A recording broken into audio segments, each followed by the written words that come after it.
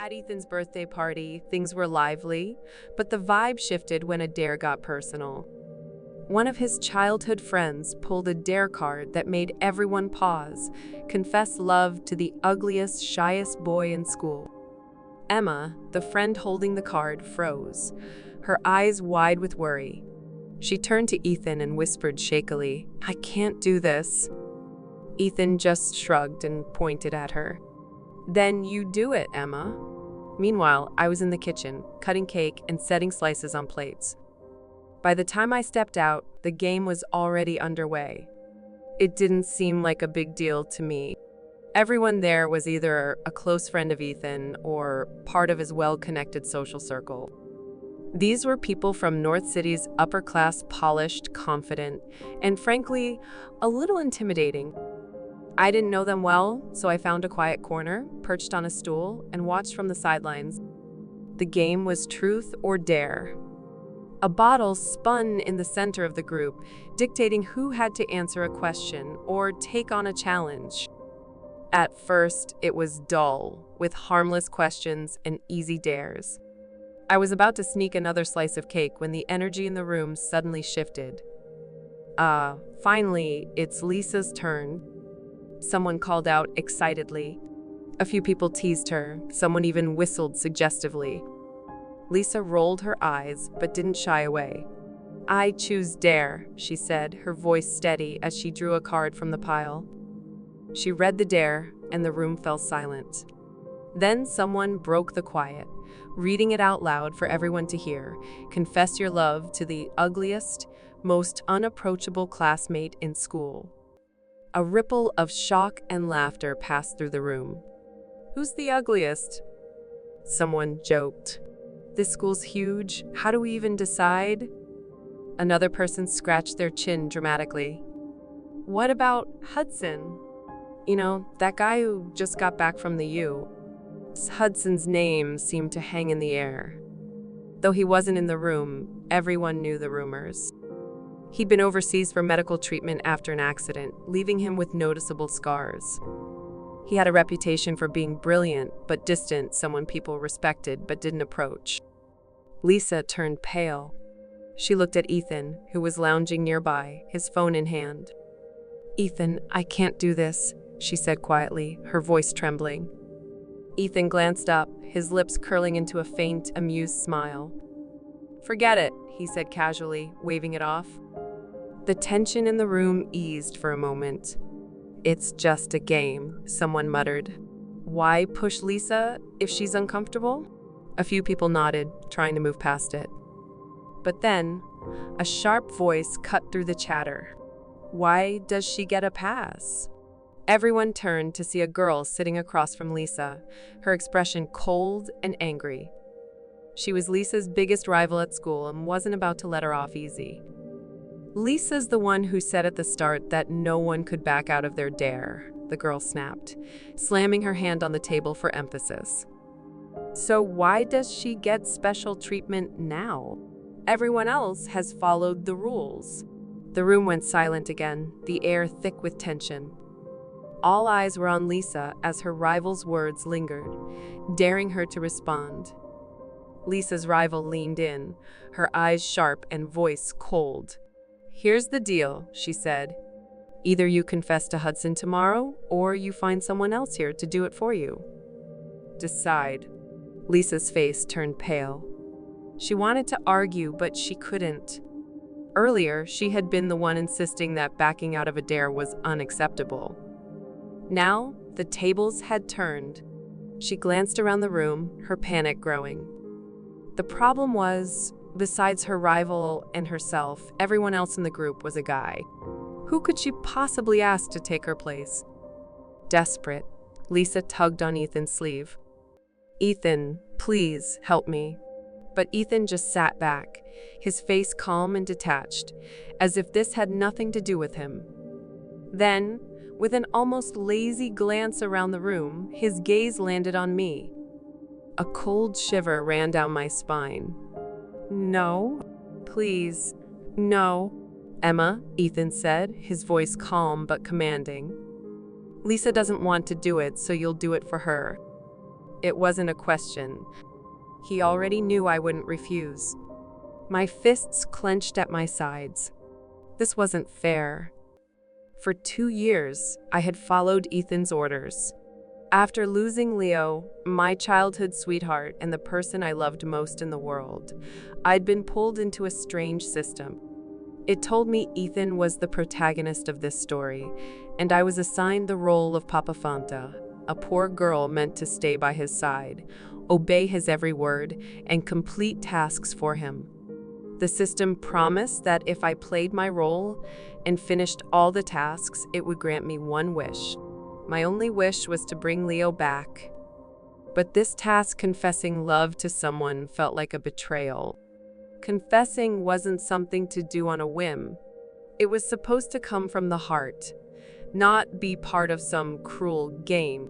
And if Leo ever did come back, how could I explain this? I looked up, trying to keep my voice steady. What if I don't want to confess either? Ethan's gaze didn't waver. So what? He said, his tone dismissive. Does your opinion even matter? His words stung, but I already knew the answer. It didn't. My feelings hadn't mattered for a long time. I took a deep breath and stood up, forcing myself to stay calm. Fine, I said quietly. I'll do it for Lisa. The moment the words left my mouth, the system's voice echoed in my head. Task number 99 has begun.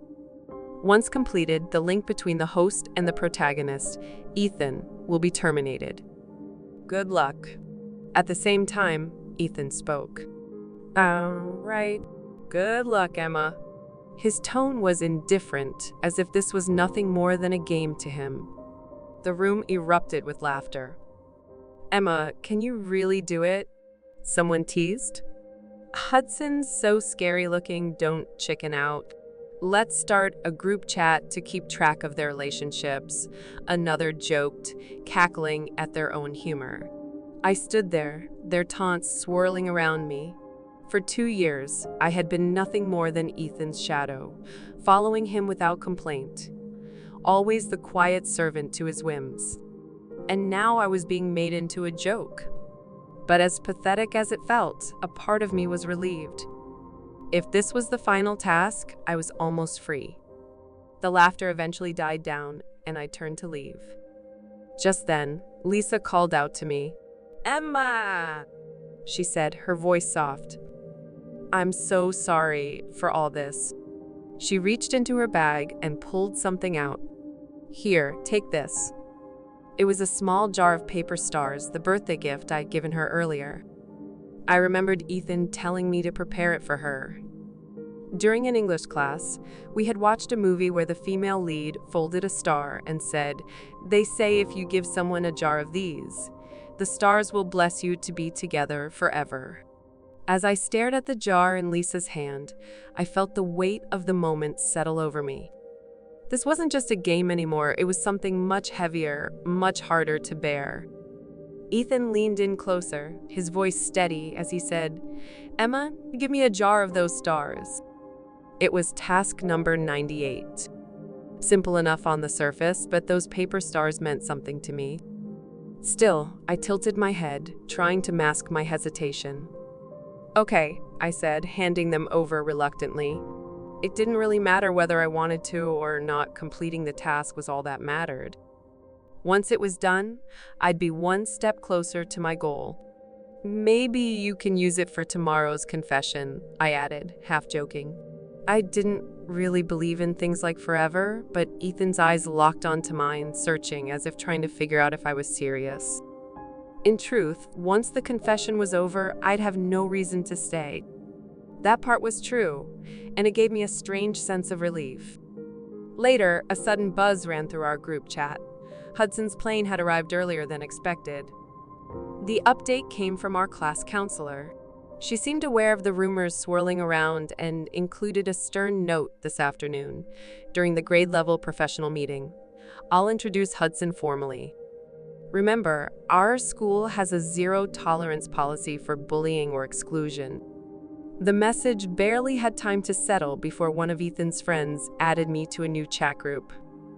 Emma, Hudson's about to register. Are you ready? One of them messaged, followed by, how about confessing during the meeting? I heard he's super ugly, lol. The group wasn't for support, it was gossip. These were the same elite kids who had ignored me for years. Now they included me just to stir up drama. By afternoon, Lisa added fuel to the fire by posting a status, first professional meeting, try hard. She tagged me, and the comments flooded in. Good luck, look. Don't chicken out. What's happening? Spill the tea? It felt like the whole school was watching, waiting for me to make a fool of myself. When the meeting started, whispers spread through the room. The counselor's here, and there's a guy with him. Heads turned toward the hallway. He's wearing black, looks tall, his face. One of Ethan's friends turned to me, grinning. Emma, Hudson's here. Go! Her voice was loud enough for everyone to hear. My heart sank. I glanced back at Ethan, sitting in the back row, his expression calm but smug. His lips barely moved as he mouthed, "You can still back out." Before I could respond, Lisa shoved me forward.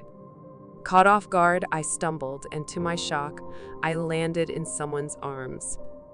He was tall, wearing a sleek black wool coat that smelled faintly of pine.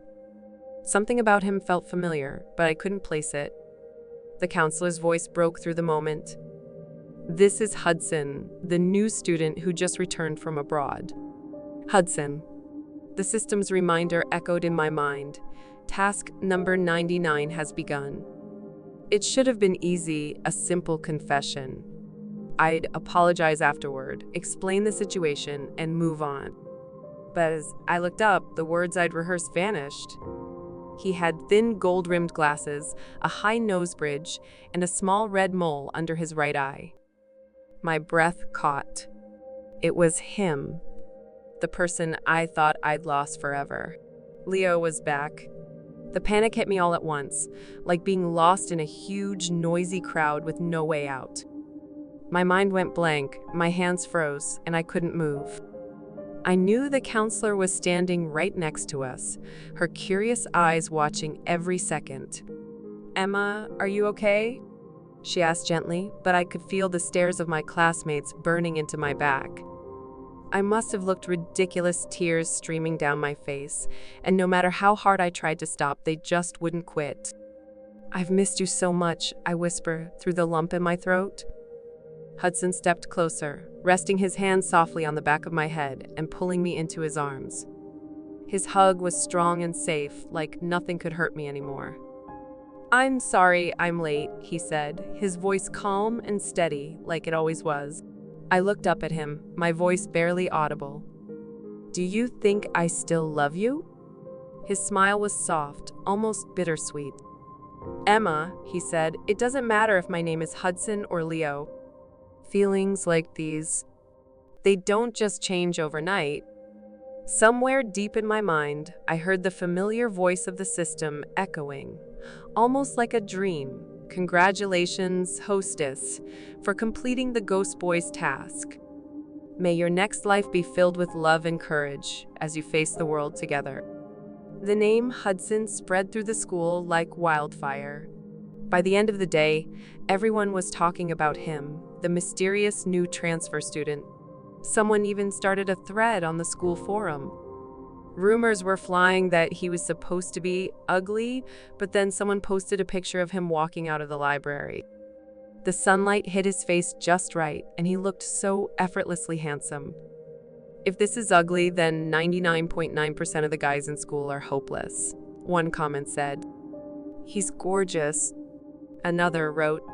Seriously, the only guy who comes close is Ethan from finance. Why are all the good-looking guys in that major? There were photos from the class reunion too. Someone snapped one right when I bumped into Hudson. He got confessed to on his first day and said yes.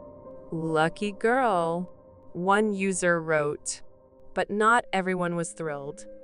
Some people didn't believe in love at first sight. Others said Hudson was just playing around, only interested in me because I looked decent.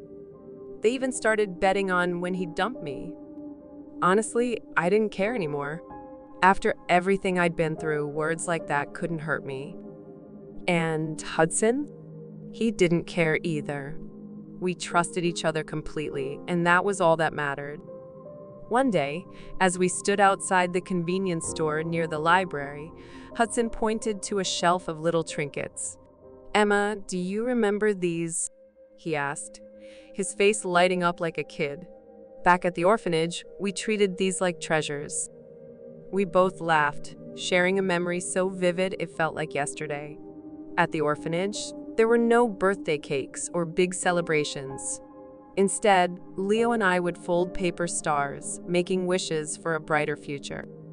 I wished to get into college. I wished to make lots of money one day. I wish Leo and Emma stay together forever.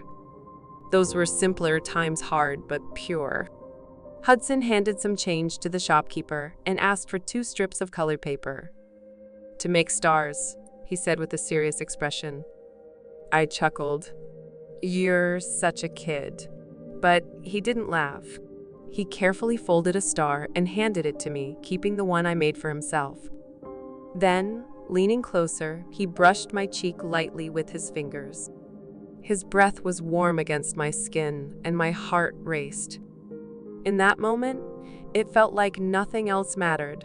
Not the rumors, not the stares, not the past. Just us. "Emma." "Huh?" "Don't pull away." His kiss was soft, gentle, like the first snowflakes falling on a quiet winter night. It felt delicate, almost dreamlike, until I heard a faint click. My eyes flew open. "Hudson," I gasped, pulling back, "did you just take a picture?" He grinned, his expression playful and a little smug. What can I say? I had to mark my territory. "Are you insane?" I stood up, ready to swat the phone out of his hand. "Do we really need a picture of this?" But Hudson wasn't fazed. He leaned back with a mischievous chuckle. "You've seen the gossip. I don't care what they say, but let's clear the air. We're not some random love at first sight story. We're childhood friends." He posted 2 pictures, one of our kiss under the stars, the other of the 2 paper stars we had just folded. His caption was simple but bold. "We're not breaking up. We'll be together forever." By the time Hudson dropped me off at my dorm, I was completely drained. As soon as I hit my bed, I could already imagine the chaos that post would stir up by morning. Hudson's popularity had exploded lately, and I knew those photos would be the talk of the campus forum. I was about to fall asleep when my phone rang. The sound cut through the silence, and I groggily answered, my voice barely above a whisper. "Emma, Ethan's not feeling well. Can you come pick him up?" I froze for a moment, trying to place the unfamiliar voice. It was one of Ethan's friends, the rich kid who had thrown that obnoxious birthday party a while back. Confused, I blurted out, "Why are you calling me? Doesn't Ethan have parents, friends, or a counselor?" There was an awkward pause before the voice softened. "He's been saying your name." I hung up, irritated, but I didn't expect them to actually show up. Minutes later, Ethan's friends texted me, saying they'd dropped him off outside my dorm and that I should come down. "Or we could involve your counselor," one of them added, clearly fed up. It was already past 10, and the dorms were closing soon. Most of my roommates were asleep, and I didn't want to wake them with this nonsense. Sighing, I grabbed my coat and headed outside into the icy winter night. Under the dim glow of a street lamp, Ethan stood alone. His head was down, and he was flipping a silver lighter in his hand, the flame dancing in the cold air. The light flickered across his face, highlighting sharp features I barely recognized anymore. When he heard my footsteps, he looked up. There was something in his eyes, fragility, confusion, maybe even pain. "Emma," he said quietly, his voice thick, "it's just a game." Was it really worth taking so seriously? He took a step toward me, his tall frame casting a shadow. The smell of alcohol hit me instantly. He had been drinking. His movements were slow, unsteady, and his gaze was glassy.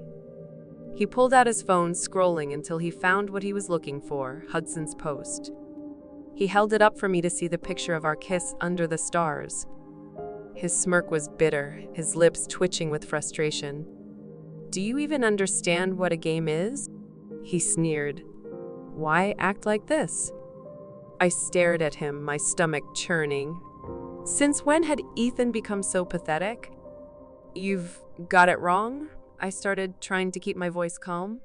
"Hudson and I aren't," but before I could finish, Ethan leaned in, his left hand clamping over my mouth to silence me.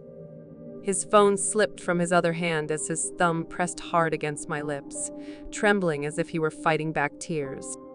"Stop it," I snapped, pulling away. "You're acting crazy." He stepped back, glaring at me, his face flushed with anger. "It was just a bet, Emma. A stupid bet. And you let him kiss you. How could you be so stupid?" His voice rose, his frustration spilling over. "Tomorrow," he said, his words sharp and cruel, "I'm gonna tell Hudson everything. I'll tell him it was all a lie." I stood there, stunned. His anger, his bitterness, it didn't feel real. But the look in his eyes told me he meant every word. Ethan's eyes remained fixed on the screen, the image burning itself into his mind. The laughter of his friend faded into the background as a wave of unease washed over him. Emma's expression in the photo, soft and content, her arms wrapped around Hudson, stirred something deep and unfamiliar in him. "Where did you get this?" Ethan's voice was sharp, his hand closing around the phone. His friend smirked, unfazed by the sudden change in tone. "It's all over the campus forum. Everyone's talking about how quickly she moved on. Kind of ironic, isn't it?" Ethan shoved the phone back into his friend's hand and downed the rest of his drink in one gulp. The burn of the alcohol wasn't enough to dull the sting of what he'd seen. "Emma's always been stubborn," his friend added, leaning in conspiratorially. "But Hudson didn't peg her to go for someone like that?" Ethan stood abruptly, the chair scraping against the floor. "I need some air," he muttered, walking out of the bar without another glance. Outside, the night was cold and quiet, the sharp chill biting through his jacket. Ethan's mind raced, replaying Emma's words from earlier. "The stars I gave you, I threw them away as soon as I got back after the party." The image of her with Hudson overlapped with the memory of her smile when she handed him that jar of stars on his birthday. For the first time in a long while, Ethan felt something crack beneath his carefully constructed exterior. Back in her dorm room, Emma stared at the ceiling, the glow of her phone casting faint shadows on the walls. Hudson's reply still lingered on the screen. "A surprise it is, then. But don't expect me to wait until tomorrow to wish you happy birthday." A smile tugged at her lips. Despite everything that had happened tonight, Hudson's steady presence was like a balm for her frayed nerves. She set her phone down and closed her eyes, the weight of the day finally catching up to her. Meanwhile, Ethan wandered aimlessly through the city streets, his thoughts a whirlwind of anger, regret, and something he couldn't quite name. He found himself standing in front of a familiar convenience store, the soft hum of fluorescent lights spilling onto the sidewalk. He stepped inside, his gaze landing on a jar of paper stars sitting on the counter. Without thinking, he picked it up, the feel of the glass cool against his hands. "Buying that for someone special?" the cashier asked, a friendly smile on her face. Ethan hesitated, his grip tightening on the jar. "No," he said finally, his voice barely audible. "Just a reminder." He paid for the jar and walked out, the weight of it in his hands feeling heavier than it should. As he stood under the street lamp, staring at the stars inside, he couldn't help but wonder, when had things gone so wrong? It was Emma. That loud bang I heard felt like something inside my head just broke. My ears were ringing and my hands were shaking. What was going on? I suddenly jumped up, grabbed my friend by the collar, and shouted, "What's happening?" The whole bar went quiet and stared at us. The owner, who knew us well, rushed over to stop the commotion. My friend, still hanging from my grip, looked at me with wide eyes, clearly surprised. After a few seconds, he shook his head and said, "Ethan, you're the one who brought Emma and Hudson together. You're not regretting it now, are you?" His words hit me like a punch. Isn't this just what you caused? I slumped back into my chair and poured another drink. My friend watched me for a moment before finally calling Emma. But, of course, she didn't answer. I couldn't help but laugh bitterly. It felt like she didn't love me anymore. After a pause, my friend tried to comfort me. "Ethan, don't think like that. Emma's serious. She wouldn't fall for someone just because of their looks." Suddenly, it clicked. Emma and Hudson had only known each other for a few days. She was just upset with me, but the feeling of unease still ate at me. The next day, I couldn't stop thinking about Emma's past, wanting to understand her more. I knew her parents had passed away when she was young, and she'd grown up in an orphanage. So I decided to visit the orphanage the next morning. I met a woman in her 50s who had worked there for over 30 years. When I mentioned Emma's name, she paused, then nodded. "Oh, her. The girl who started college 2 years ago." She stopped and looked me over, her eyes catching on the watch I was wearing, a special limited edition. Her tone shifted, now excited. "Come in, young man. We have lots of pictures of her in the archive room." She told me that when Emma first arrived at the orphanage, she was sad all the time. In elementary school, she wore her hair in 2 braids. As she got older, she became a slender, graceful young woman, learning how to dress and put on makeup. I couldn't help but smile at that. We reached the last picture. It was a group photo of all the children who had left that year. Emma was in the middle, and beside her stood a tall, thin boy with short hair, thin-framed glasses, and a small red mole under his right eye. I froze. It was Hudson. The woman noticed my reaction and asked, "Are you Emma's boyfriend?"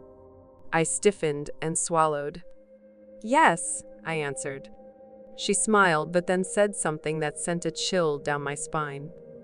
The boy next to her, he was Emma's first love. His name was Leo, but don't worry, he's already gone. Gone? My mind spun. "What happened to him?" I asked, my voice tight. The woman continued, "He died in a plane crash. I heard he changed his flight just to make it to his girlfriend's birthday." I couldn't think clearly. If the guy in the photo was dead, then who was Hudson? Was he just filling in for someone who was no longer there? Was Emma with him because he looked like Leo? Did she fall for him at first sight? I clenched my fists, lost in thought. And what about Hudson? Did he know he was living in Leo's shadow?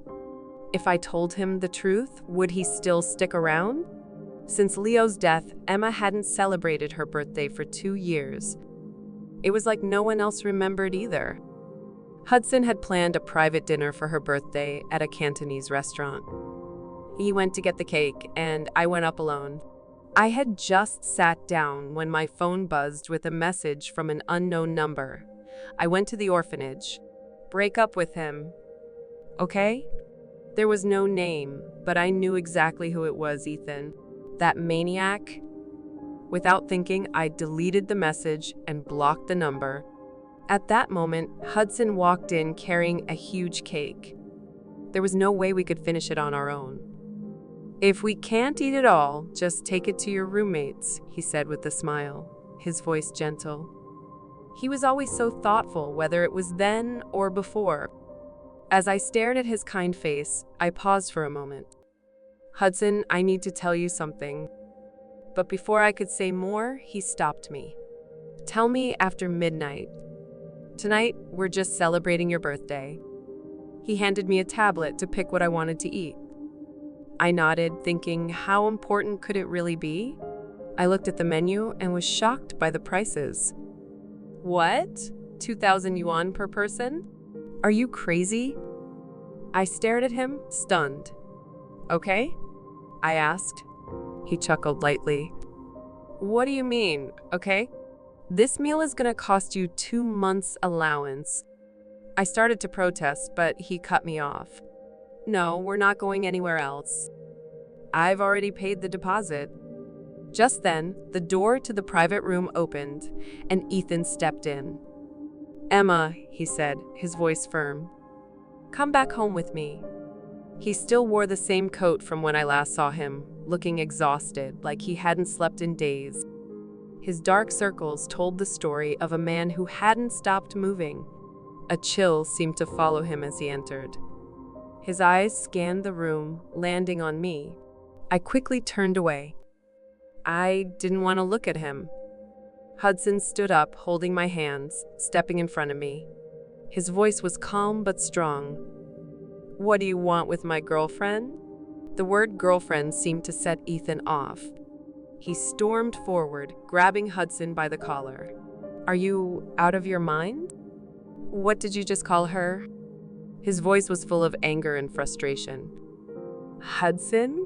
Ethan's grip tightened, his veins bulging as if he was using every ounce of strength.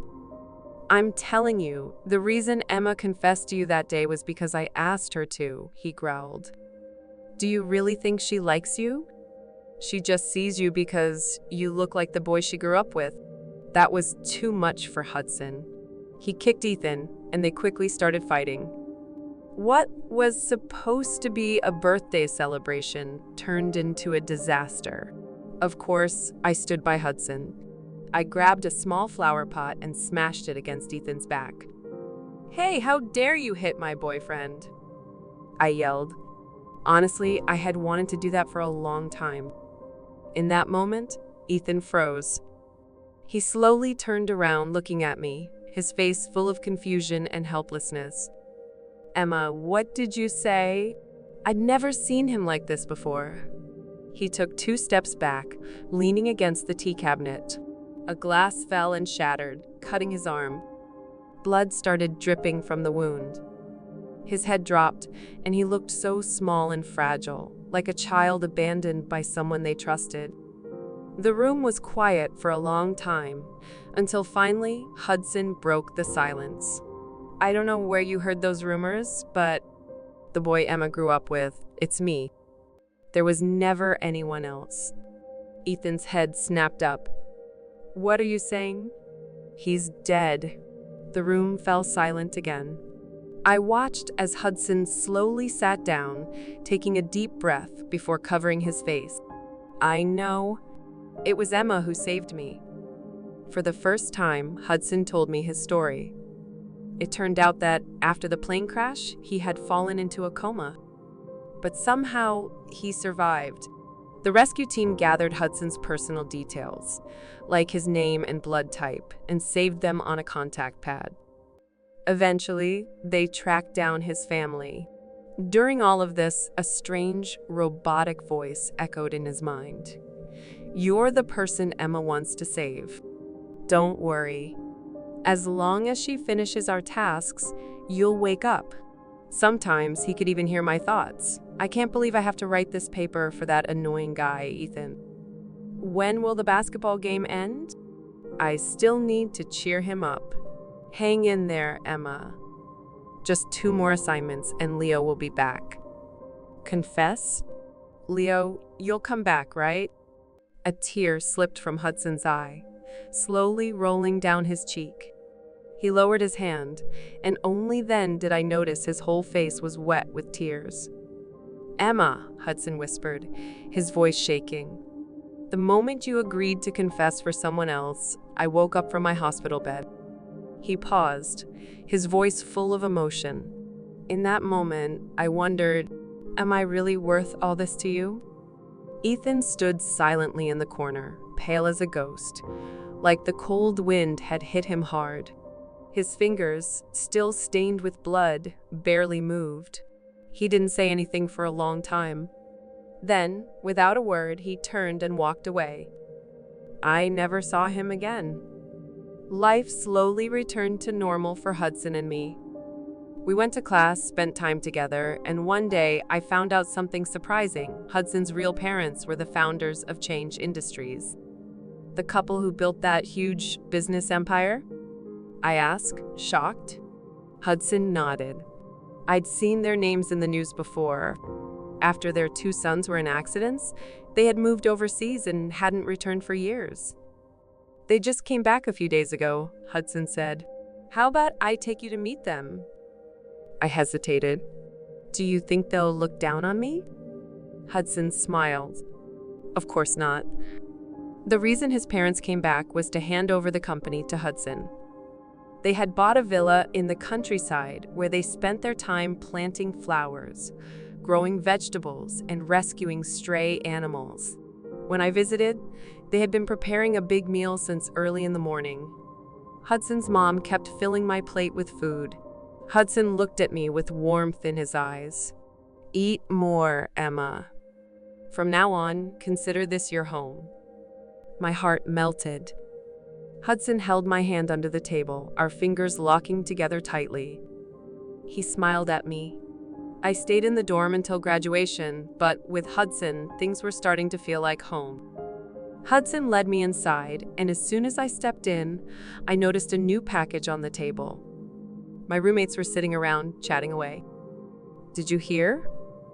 Lisa got caught cheating on her vocational re-exam. One of them said, Really? I always thought she was kind of fake, like a hypocrite, another replied. Has the notice been sent out yet? Yeah, failing the graduation exam like that is definitely going to delay her graduation. And her so-called boyfriend, Ethan, he's leaving for abroad soon, one added. What rumored boyfriend? They cleared that up later. They were never actually together. Just then, one of my roommates noticed me and said, Emma, I was picking up my package and saw your name on it, so I brought it over for you. Thanks, I said, taking the package from her. I saw that the return address just had the letter. It didn't look dangerous, so I carefully opened it with a knife. A letter slipped out. The night was calm, with a cool breeze blowing in through the window, the stars scattered across the sky, and the moon shining bright. The letter wasn't long. The first line simply said, I'm Ethan. Beneath it, there was a large ink blot, like he had paused for a long time before writing the next sentence. Emma, the letter continued, I'm sorry for these past 2 years. I often wonder if I had treated you better, if I hadn't asked you to do those things, to run errands for me, or to confess for others. Would you have been a little more hesitant to leave? I looked out the window, remembering my birthday. I thought about the moment Ethan found out about Hudson and me. He leaned against the cabinet, his head down, his lips moving quietly. I'm sure he didn't think I hurt him. So what, Emma? What did these past 2 years mean? I slowly folded the letter and put it back in its envelope. Just then, my phone rang. It was Hudson. His voice was soft. Emma, when will you come back to my house? You just left, and my parents are already talking about you? I smiled. Sure, just tell me what they like, and I'll bring something next time. The future is still long. Things will get better.